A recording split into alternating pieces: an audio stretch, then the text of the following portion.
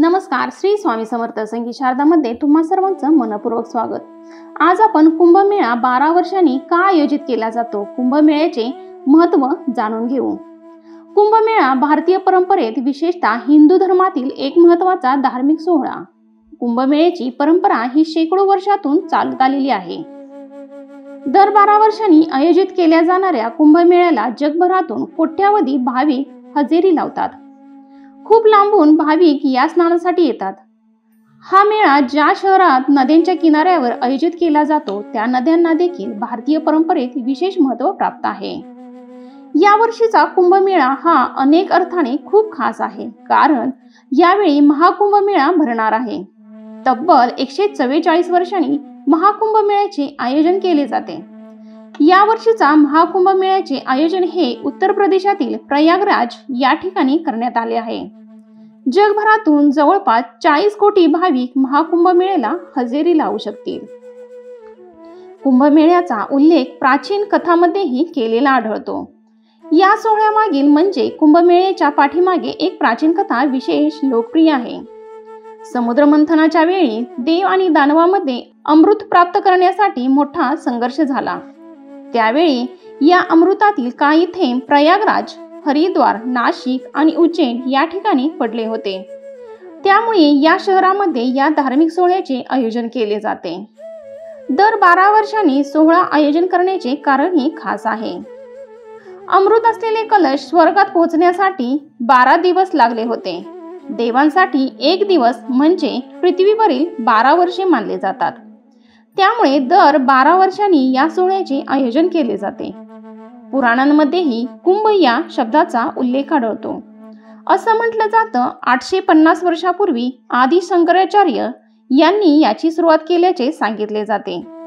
शाही स्नानाची सुरुवात ही 14 ते 16व्या शतकात झाली असल्याचा अंदाज आहे. कुंभमेळा ज्या शहरांमध्ये आयोजित केला जातो त्यांनाही विशेष महत्त्व आहे. कुंभमेळ्याचे आयोजन दर 12 वर्षांनी केले जाते. प्रयागराज, हरिद्वार, नाशिक आणि उज्जैन या शहरामध्ये याचे आयोजन केले जाते. याचे महाकुंभ, पूर्णकुंभ आणि अर्धकुंभ असे प्रकार आहेत. यातील केवळ महाकुंभमेळ्याचे आयोजन हे प्रयागराज येथे केले जाते. प्रयागराज येथील गंगा, यमुना आणि सरस्वती नदी जेथे एकमेकांना येऊन मिळतात त्या संगम किनारी मेळ्याचे आयोजन केले जाते. याशिवाय दर 12 वर्षांनी नाशिकच्या गोदावरी, उज्जैनच्या शिप्रा आणि हरिद्वारच्या गंगा नदीच्या किनारी केले जाते. दर 12 वर्षांनी हरिद्वार, उज्जैन, नाशिक आणि प्रयागराज येथे क्रमाने हा धार्मिक सोहळा होतो. या वर्षीचा महाकुंभमेळा उत्तर प्रदेशमधील प्रयागराज येथे पार पडणार आहे. 12 कुंभमेळ्याचे चक्र पूर्ण झाल्यानंतर महाकुंभमेळ्याचे आयोजन केले जाते. त्यामुळे 144 वर्षांनी होणाऱ्या या वर्षीच्या महाकुंभमेळ्याला विशेष महत्त्व प्राप्त आहे. या वर्षी पौष पौर्णिमेच्या दिवशी 13 जानेवारीला या धार्मिक सोहळ्याला सुरुवात होईल. 26 फेब्रुवारीला महाशिवरात्रीच्या महाकुंभमेळ्याचे समारोप होईल. एकूण 45 दिवस हा धार्मिक सोहळा सुरू असेल. कुंभमेळ्यातील शाही स्नानाला विशेष महत्त्व आहे.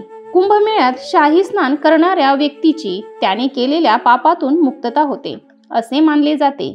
याशिवाय पितृशांती व मोक्षप्राप्तीसाठीही हे स्नान महत्त्वाचे आहे. महाकुंभमेळ्यादरम्यान शाही स्नानासाठीचा काही ठराविक तारखांना खास महत्त्व आहे. यावर्षी शाही स्नानासाठी 6 दिवसांना विशेष महत्त्व आहे.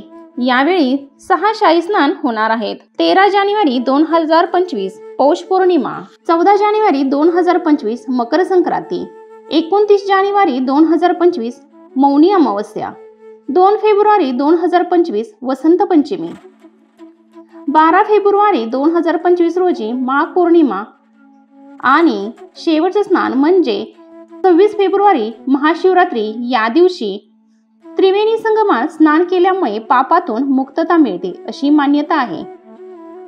आधी सुरुवातीला साधू आणि संतांचे स्नान होते, त्यानंतर भाविक स्नान करतात. प्रयागराजमध्ये महाकुंभ सुरू होत आहे. हा महाकुंभ असंख्य लोकांना श्रद्धा, भक्ती आणि संस्कृतीच्या पवित्र संगमात एकत्र आणतो. गुरुग्रह आणि सूर्याची स्थिती यांचा कुंभमेळ्याशी मोठा संबंध आहे. जेव्हा गुरुग्रह कुंभ राशीमध्ये प्रवेश करतो आणि सूर्य मकर राशीमध्ये असतो तेव्हा कुंभमेळा आयोजित केला जातो. गुरुग्रहाला त्याच्या कक्षेत 12 वर्षाचा कालावधी लागतो, म्हणून कुंभमेळा दर 12 वर्षांनी एकदा आयोजित केला जातो. ज्योतिषशास्त्रात 12 राशी असतात. या 12 राशी 12 महिने दर्शवितात, ज्या वेळ आणि मानवी जीवनाशी संबंधित आहेत. कुंभ राशीत गुरु आणि सूर्य आल्यानंतर कुंभमेळा आयोजित केला जातो. त्याचबरोबर 12 वर्षाचे चक्र मानवी जीवनात एक विशेष ऊर्जा परिवर्तन करतं.